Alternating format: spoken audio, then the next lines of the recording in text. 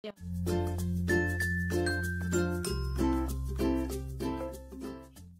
les filles, alors aujourd'hui je vous retrouve avec une nouvelle vidéo qui va être un petit peu particulière. J'ai vécu des choses dans mon enfance qui ont été très dures pour moi. Au jour d'aujourd'hui j'en souffre encore et je me dis qu'il faut une fois de plus que je parle de mes soucis pour pouvoir mieux avancer. Donc je vais partager avec vous quelque chose qui est assez douloureux, mais je pense que ça peut me faire que du bien.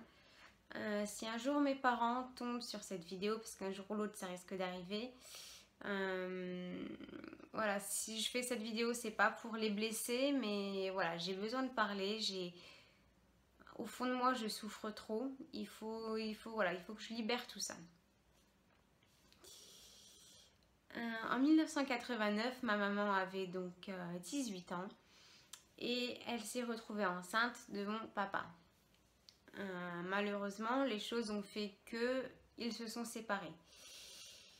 Lorsqu'elle a accouché, donc le 23 mai 1990, elle était donc mère célibataire. Je vous avais dit dans ma précédente vidéo que je suis née avec une malformation de l'œsophage, donc qui s'appelle l'atrésie de l'œsophage de type 3. Et donc j'ai été séparée de ma mère un bon moment. Mais voilà, c'est pas le sujet d'aujourd'hui. Donc j'ai grandi donc sans papa, sans homme au sein de notre famille. Donc ça a été assez... Je peux pas dire que j'en ai souffert véritablement parce que c'est pas... Voilà, vous allez comprendre qu'il y a quand même eu quelqu'un qui a remplacé ce manque. Mais voilà, c'était compliqué.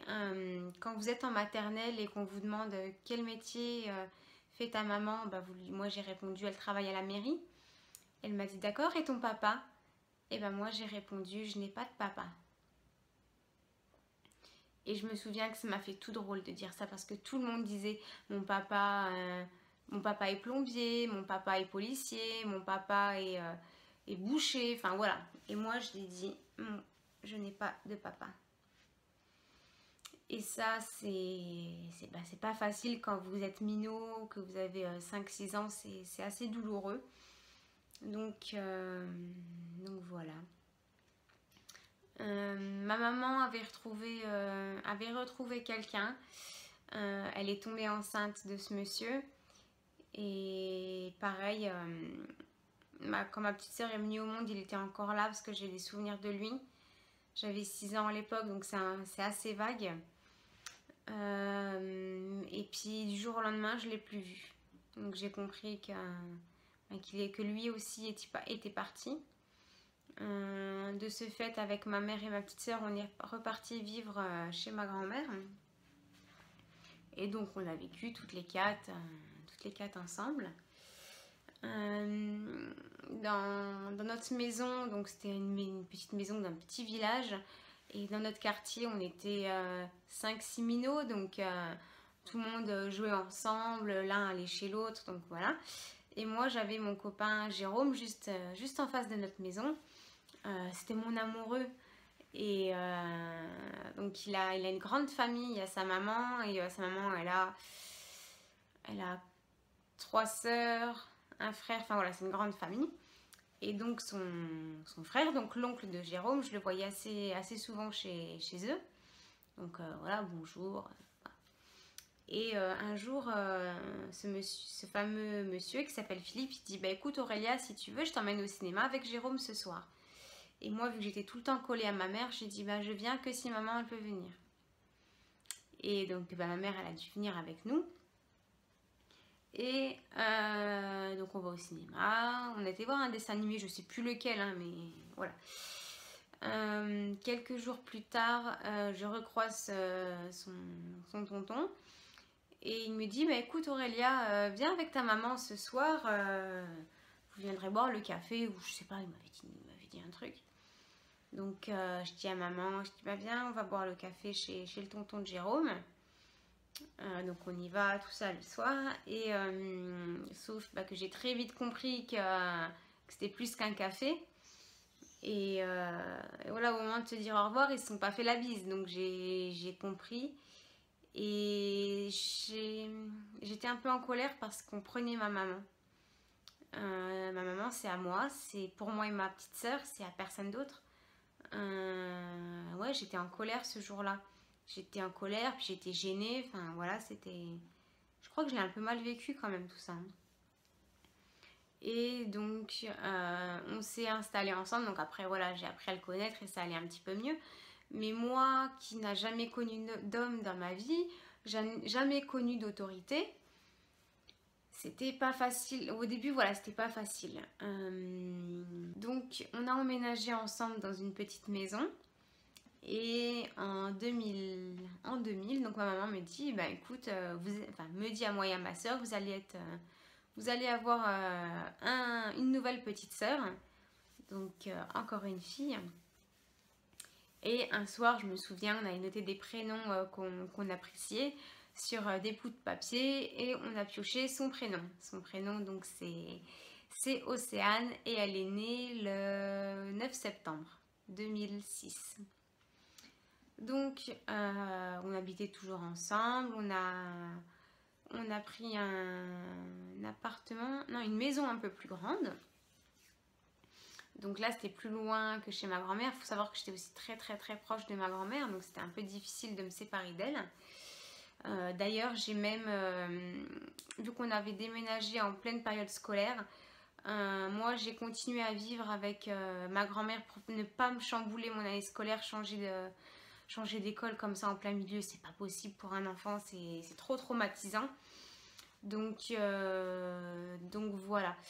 Donc j'ai fait aussi ma rentrée donc en CM2, dernière année de primaire, dans une nouvelle école. J'ai détesté ça, c'était horrible. Vous êtes là toute seule, debout comme un piquet.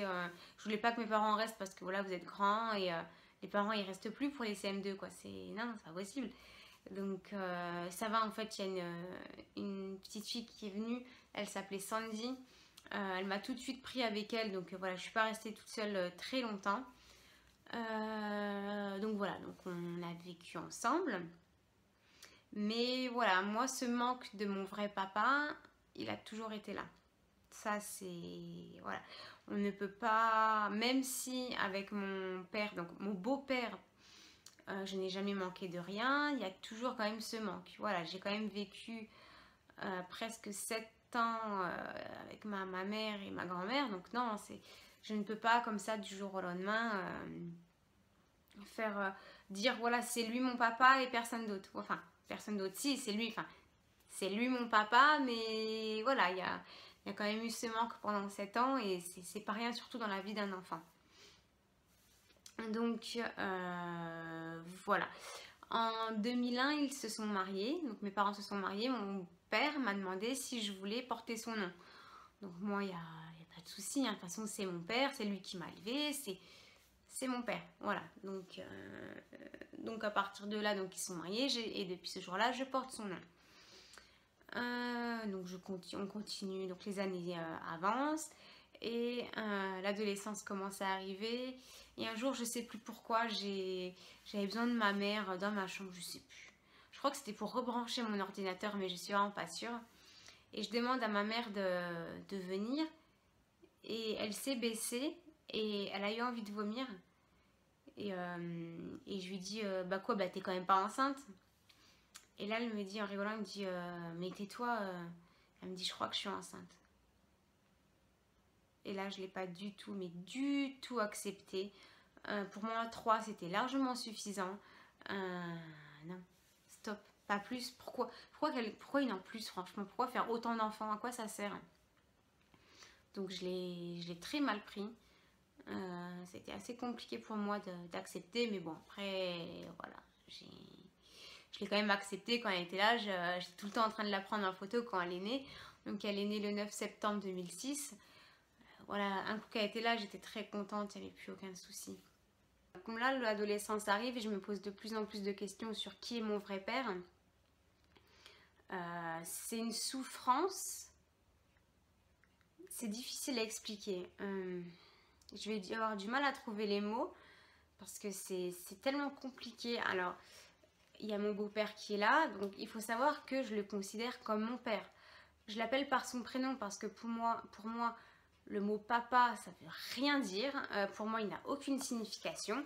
Quand je parle de lui, je vais dire ah bah tiens, mon père, il a été à la boulangerie ce matin. Enfin voilà. Mais je ne dirai jamais papa et je ne l'appellerai jamais papa. Je ne peux pas. Je ne peux pas. C'est impossible. C'est quelque chose qui m'est... Non, je ne peux pas. Voilà, il m'a déjà fait la réflexion pour me dire oui, j'aimerais bien que tu m'appelles papa. Mais moi, c'est pas que je veux pas, c'est que je n'arrive pas. Et ce mot papa, même là quand je vous le dis en me filmant, ça me fait bizarre. C'est limite le mot ne sort pas. Donc voilà. Et un jour, j'en parle avec ma grand-mère. Je lui dis, ah ben, est-ce que tu te souviens de qui était mon père, tout ça. Et elle m'a donné, elle m'a dit oui, je me souviens. Et elle m'a donné des photos. Et bah là, forcément, ça vous fait du bien de voir ces photos parce que bah, vous mettez un visage sur un nom. Je savais comment il s'appelait, mais voilà, c'est... À chaque fois qu'on me parlait de lui, j'avais comme un trou noir parce que j'oubliais tout à chaque fois.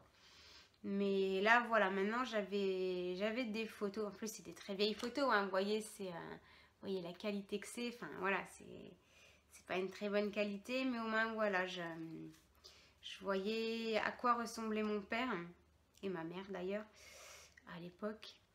D'ailleurs, j'ai l'impression qu'on se ressemble un petit peu. Je vais vous montrer. Hop. Voilà, je sais pas si vous trouvez qu'elle me ressemble un petit peu. Moi, je trouve un tout petit peu. Hein. C'est pas flagrant, mais voilà. Donc, et je me suis toujours dit un jour je le retrouverai. Mais vraiment, quand je serai prête psychologiquement, mentalement, il faut que je sois assez mature pour affronter ça parce qu'il peut me rejeter, il peut m'accueillir, mais voilà, l'un des deux, c'est pas rien. Donc les années passent et en 2010, j'avais donc 20 ans et je me suis dit maintenant c'est bon, je peux affronter ça, je suis assez mature, je suis assez forte pour le retrouver. Donc j'ai fait beaucoup de démarches. Alors j'ai déjà donc ma mère et ma grand-mère m'ont toujours dit, donc quand je posais des questions, ton père quand il est parti, il s'est engagé dans la Légion étrangère. Donc la Légion étrangère, c'est un corps de l'armée. La plupart du temps, les hommes qui s'engagent là-bas, c'est pas pour rien, c'est pour changer de vie. C'est pas obligatoire, mais là en général, ils changent d'identité carrément. Donc ça me laissait peu de chances de le retrouver. Donc ce que j'ai fait, je me suis déjà renseignée sur tout ce que c'était, qu'est-ce qu'engageait la Légion étrangère. J'ai écrit une lettre, je sais plus où, pour leur expliquer mon cas, que voilà, mon père était engagé dans les années 90 à la Légion. Enfin, j'ai tout expliqué, j'ai jamais eu de réponse. En même temps, il fallait que je m'y attende, hein, mais voilà, j'aurais quand même espéré avoir une petite réponse, mais non, rien.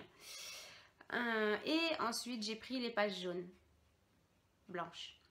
Et j'ai pris donc tous les noms, les fameux monsieur ou même madame qui portaient le même nom que mon père, et je les ai appelés un par un. Alors, il faut savoir que le premier me dit j'ai rencontré ce monsieur à un rassemblement militaire en Corse.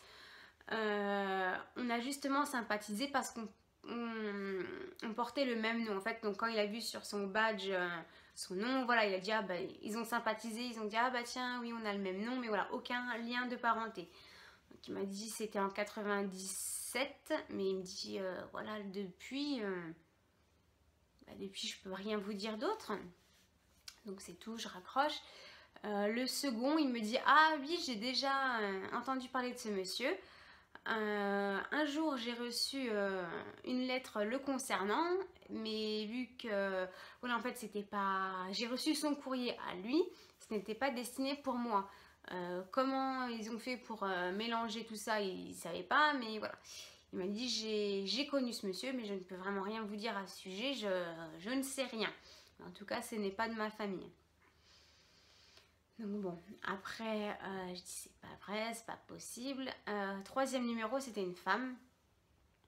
Donc j'appelle et donc à chaque fois je disais bonjour madame, ou monsieur. Je suis à la recherche de monsieur Patrice. Il est né dans les années 65-70. Il était engagé à l'armée. Et là, cette dame me dit, oui, je connais cette personne. Mais qui êtes-vous? Et là, c'est délicat parce que je ne m'attendais pas déjà à ce qu'on me dise, oui, je connais. Je dis, bah, écoutez, c'est assez compliqué et c'est très personnel. Mais est-ce que je peux avoir son numéro de téléphone ou voilà, quelque chose pour que je puisse le contacter? Elle me dit, ben, ça se fait pas trop hein, quand même, c'est assez compliqué comme situation. Elle me dit, mais qui êtes-vous? Et là, j'ai dit, je suis sa fille. Et je le recherche. Et là, il y a eu un silence qui a duré peut-être 2-3 secondes. Et elle a dit, mais mon Dieu, c'est pas vrai, c'est pas possible. Je suis ta grand-mère. Alors là, je ne m'attendais pas du tout à ça.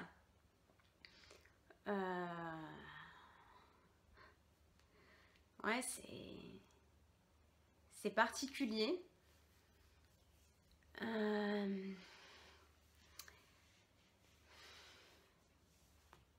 Donc, on fait connaissance. Et elle me dit, voilà, maintenant, par contre, il y a un petit problème. Avec Patrice, c'est assez tendu. On a une relation assez particulière. Mais je le vois régulièrement parce qu'il a refait sa vie. Et il a une petite fille et j'exige de la voir de temps en temps. Donc, ce que je te propose, tu vas lui écrire une lettre. Et dès que je la reçois, donc tu me l'envoies. Et dès que je la reçois, je l'appelle et il viendra. Et à ce moment-là, je lui donnerai. Donc, bon, bien sûr, on a fait connaissance hein, durant une bonne heure, je crois. Et à peine avoir raccroché le téléphone, j'ai écrit ma lettre. Alors là, les mots, ils sortent pas. C'est assez particulier parce que vous dites, j'ai écrit à une personne que j'attends depuis plus de 20 ans. Mais je lui dis quoi? C'était assez... Voilà, c'était assez particulier, mais je vais quand même vous lire un bon passage de ce que je lui ai écrit et je vous reprends après. Donc je lui ai écrit « Bonjour Patrice, je ne sais pas par où commencer car j'ai tellement de choses à te raconter. Je pense que tu te doutes de qui je suis. Il y a bientôt 21 ans, je suis née et malheureusement tu n'étais déjà plus là. J'ai dû grandir sans papa et ça m'a terriblement manqué. Mais malgré tout, je ne t'en veux pas. Car ce qu'il s'est passé avec maman ne me regarde pas vraiment. Du moins, c'est ce que je pensais.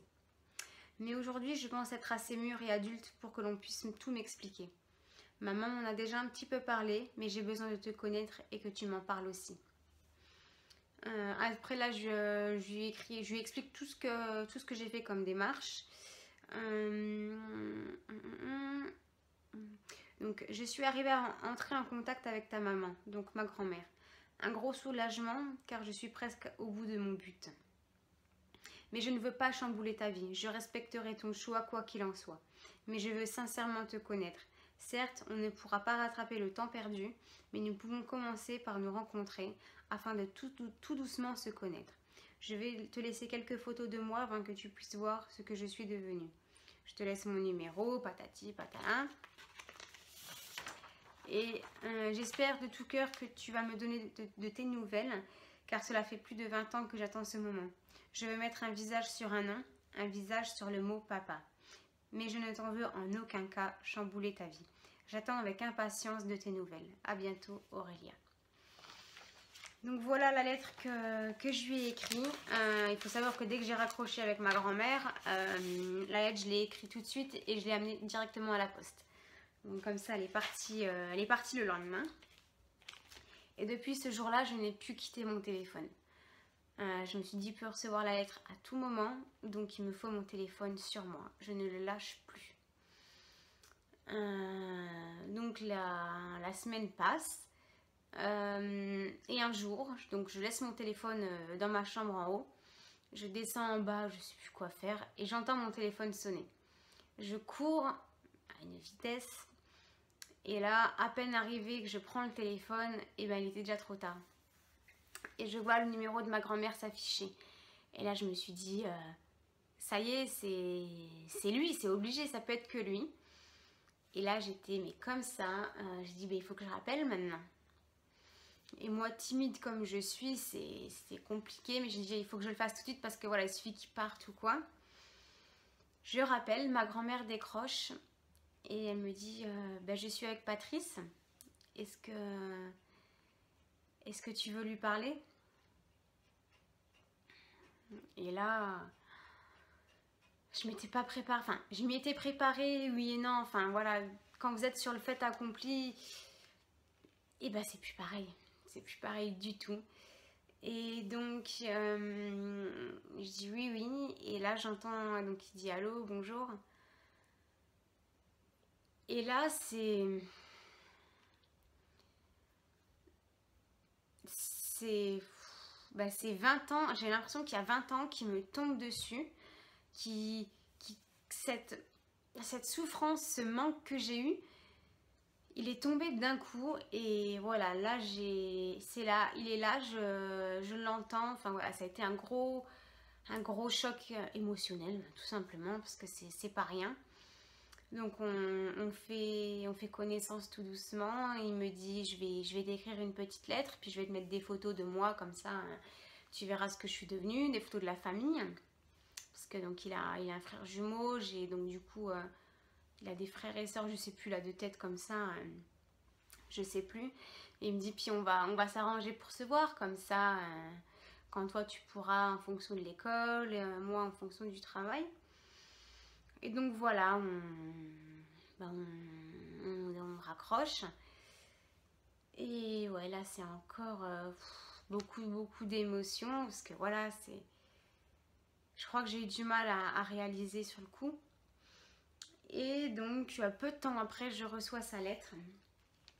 Par contre, sa lettre, je vais vous la lire en entier. Moi, je l'ai senti sincère.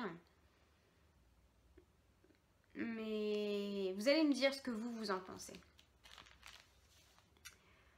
Ma petite Aurélia, déjà 20 ans se sont écoulés et aujourd'hui, surprise venant de ma mère, elle m'annonce que tu tenais vivement à me connaître. Le son de ta voix me surprend beaucoup, mais les pleurs ne changeront rien. Le mal est derrière nous, mais sache que je n'ai jamais eu l'idée de t'abandonner avec ta mère. Malheureusement, ce sont toujours les enfants qui subissent les erreurs des parents. À l'époque, je me souviens bien, j'avais tout entrepris pour rester avec ta mère, mais rien n'y a fait. Elle a tenu tête pour me laisser tomber. Le temps a effacé cette époque et de mon côté, j'ai beaucoup bougé et petit à petit, j'ai tourné la page malgré moi. Aujourd'hui, ma mère est contente que j'ai pu te parler et que j'ai accepté de prendre de tes nouvelles. Quelque chose me soulage aussi. Mais à part notre coup de téléphone, c'est ta vie professionnelle, tes études. Il faut absolument que tu sois autonome et que tu t'en sortes professionnellement. Sache aussi que le père que je suis n'est pas un lâche. J'ai quand même un cœur malgré tout ce que j'ai subi là où je me suis rendue sur d'autres territoires. Je t'embrasse très fort Aurélia et que le bonheur te soit dû. Patrice qui va beaucoup penser à toi maintenant. Donc voilà, moi cette lettre je la trouve très sincère. Et donc après donc on s'est rappelé pour fixer donc un rendez-vous. C'est moi qui me suis déplacée donc de la Lorraine jusqu'au Nord-Pas-de-Calais, donc il habite à Lens, juste à côté de Lens. Et donc on convient de se rencontrer. Les 3 heures de route sont interminables. Je stresse, j'ai mal au ventre, j'ai mal à la tête, enfin voilà. On s'était donné rendez-vous au stade Bollaert vu que voilà il habite pas loin et au moins voilà c'est un point au moins on est sûr de pas se louper. Et donc là je vois sa voiture arriver et là mon cœur me palpite à une vitesse folle. C'est horrible. Je stresse, j'angoisse, voilà c'est très particulier. Donc je sors de la voiture, il sort de sa voiture et là donc il est accompagné de sa femme et de sa petite fille Louane. Et il est là, il est face à moi, donc il est aussi petit que moi. Donc ma mère aussi est petite, donc au moins comme ça, voilà, je sais, je suis pas, voilà. Et ces retrouvailles sont un peu pudiques parce qu'on sait pas trop quoi se dire, on s'est juste fait la bise, il n'y a pas eu d'enlaçade, voilà, il n'y a rien eu, c'était juste On s'est juste fait la bise et voilà, on savait pas trop quoi se dire. Voilà, c'est particulier. Et donc on passe la journée ensemble.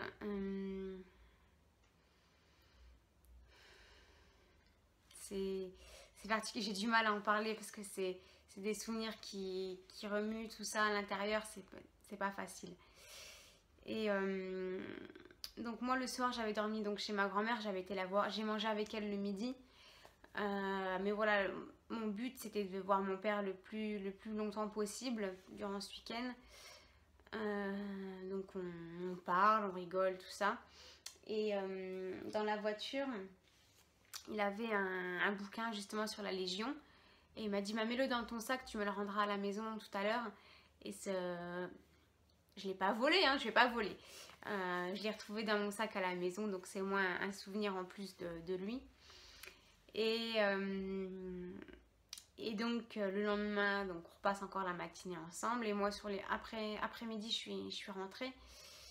Donc il m'accompagne seul à la voiture. Donc j'étais avec mon chéri bien sûr. Hein. Il était là, donc il m'accompagne à la voiture.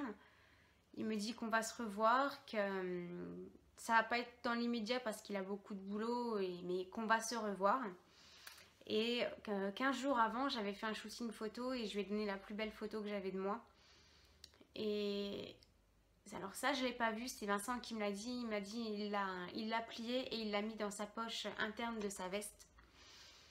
Et donc voilà, donc on se dit au revoir et on prend la route. Arrivé à la maison, je lui envoie un SMS et je lui dis voilà, nous sommes bien arrivés. Et j'ai pas eu de réponse. Et cet au revoir en fait qu'on s'est fait sur le fameux parking, ça a été le dernier parce que depuis je n'ai plus eu de ses nouvelles. Alors je lui avais bien dit que je ne voulais pas d'une relation père-fille. Un père j'en ai un, c'est mon beau-père, c'est lui qui m'a élevée. Je lui ai dit voilà qu'une relation un peu filleul-oncle, je sais pas comment dire, mais je voulais pas qu'il me considère vraiment comme sa fille. Enfin, c'est compliqué à expliquer, mais je voulais pas d'une relation père-fille, je voulais juste voilà un petit message de temps en temps, un petit coup de téléphone pour l'anniversaire, pour les fêtes. Je voulais juste ça. Mais non. J'ai laissé 1 semaine, 2 semaines, 3 semaines. Et je lui ai envoyé un message pour lui demander pourquoi... Enfin, je suis pas sûre, j'ai un doute sur ce que je vais vous dire. Pourquoi il me faisait ça? S'il voulait pas me rencontrer, il fallait le dire tout de suite, j'aurais accepté. Et il me répond quasiment instantanément. Il me dit qu'il faut pas lui en vouloir, mais qu'en fait, c'est un mauvais homme. Ça, il l'a marqué, mauvais homme. Mais que voilà, qu'il fallait que je pense à ma vie à moi, que je me construise. Mais comment voulez-vous vous construire quand on vous abandonne une fois de plus? Parce que la première fois, je veux bien, il n'a pas voulu m'abandonner, il l'a écrit noir sur blanc. Mais pourquoi il m'a refait ça une deuxième fois? Là, pour moi, il m'a abandonné.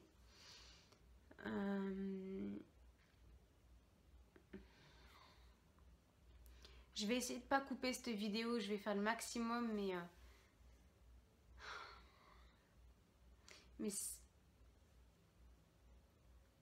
j'ai même plus les mots pour vous dire, j'ai beaucoup pleuré. Pourquoi? Donc malheureusement, j'ai dû faire un deuil entre guillemets de cet abandon. Il faut savoir aussi donc le week-end qu'on s'est vu, donc je suis rentrée chez moi donc le dimanche et je crois que c'était un mardi à l'école. J'étais en travaux pratiques, j'avais pas mon téléphone sur moi, il était dans mon casier. Pourtant je l'avais tout le temps sur moi le téléphone. Et je vais au casier et je vois que mon chéri m'a appelé une dizaine de fois. Et donc je l'appelle et il me dit mais pourquoi t'avais pas ton téléphone sur toi? Ton père a eu un accident, il est dans le coma. Donc mon père, mon beau-père. Et là, donc tout vous tombe dessus. Et je me suis dit, j'ai retrouvé un père pour en perdre un autre. Je me suis dit, si... C'est débile, mais... Si je n'aurais pas retrouvé mon vrai père, peut-être que mon beau-père n'aurait pas eu l'accident qu'il a eu au travail. Je m'en suis voulu, mais après je me suis dit, non, c'est... Malheureusement, c'est une coïncidence, ça devait arriver, c'est comme ça. Et ouais, ça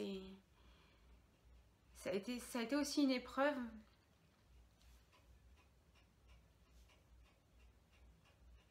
C'est pas facile, hein. Mais voilà, en tout cas, si j'ai fait donc cette vidéo, c'est pour...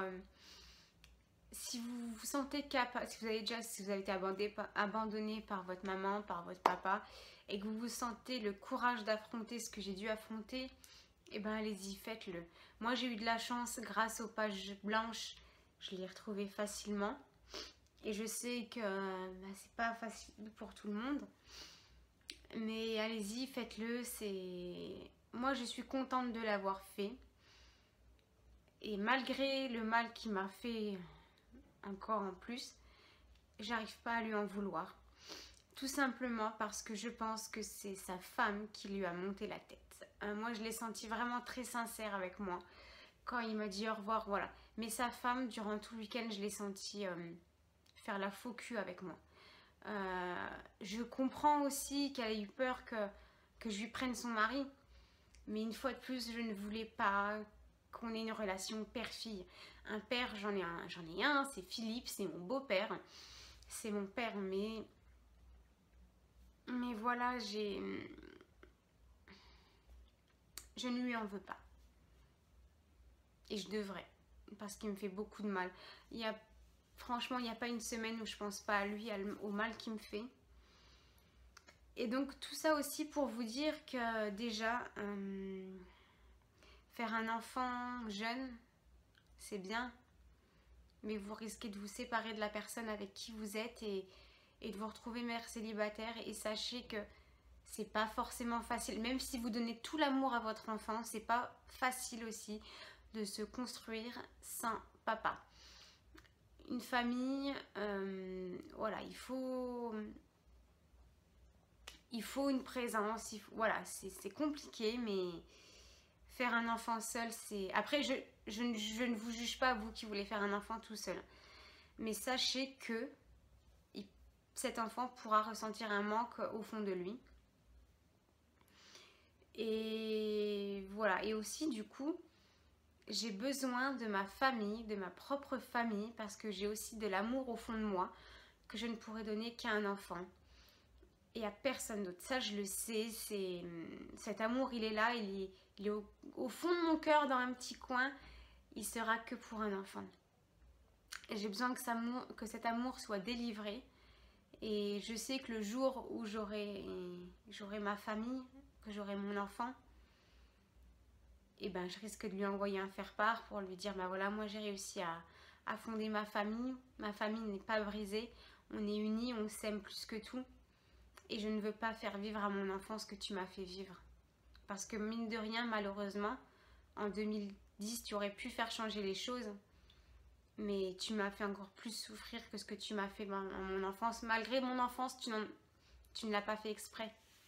Mais ce que tu me fais vivre depuis 2010, tu en es fautif et voilà. Voilà, n'hésitez pas à laisser des commentaires, à partager ma vidéo si elle vous a plu, si elle vous a intéressé, si elle vous a aidé dans votre parcours peut-être. Je vous dis à vendredi prochain pour une prochaine vidéo. Et je pense que ce sera donc sur la PMA. Normalement, il n'y aura pas de souci. Allez, je vous dis à très bientôt, à vendredi prochain. Bye bye.